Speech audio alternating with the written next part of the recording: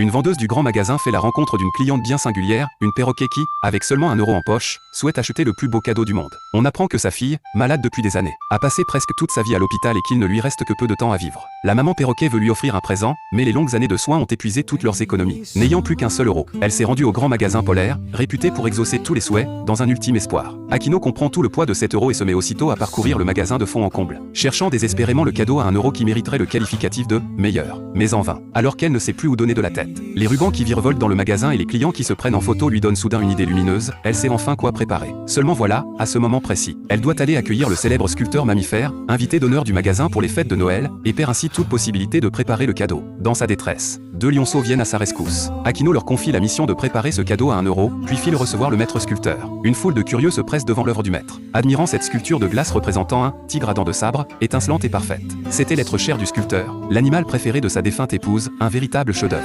Mais voilà qu'un client marche par mégarde sur la queue d'un autre visiteur et, dans la bousculade, fait tomber les crocs de la sculpture de glace. Le manager du maître entre dans une colère noire, c'est une œuvre d'art qui n'a pas de prix. Akino s'avance alors spontanément, reconnaissant sa responsabilité et promettant de présenter ses excuses au maître et à son épouse, prête à accepter toute demande de leur part. Akino-kun, Uri-sanの奥様はもう亡くなられているんだよ。この話はここで終わり。形あるものはいつか壊れる。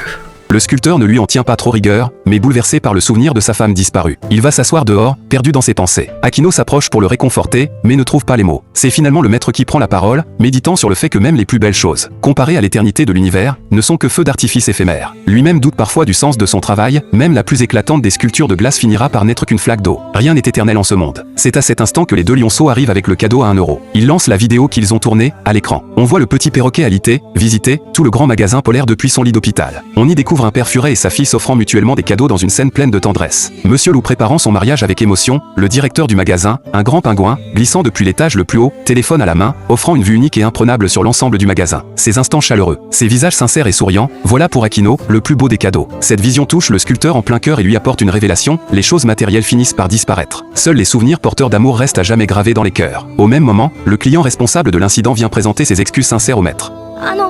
僕ウーリーさんの大ファンでパティシエ見習いで。それは妻と僕だね。